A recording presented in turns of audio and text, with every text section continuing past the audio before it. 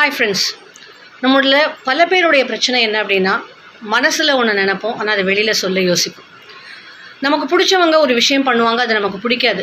But டேரெக்டாக அதை சொல்ல மாட்டோம். ஐயோ, நம்ம சொன்னால் எங்கே அவங்க மனசு கஷ்டப்படுமோ, அதனால நம்ம ரிலேஷன்ஷிப்பில் ஒரு பிரச்சனை வருமோ அப்படின்னு யோசித்து அதை நம்ம ஃப்ரெண்டோ இல்லை இன்னொருத்தர்கிட்டே சொல்லுவோம். இந்த மூணாவது நபர் மூலமாக அவங்களுக்கு போகக்கூடிய விஷயம் அப்படியே போகாது.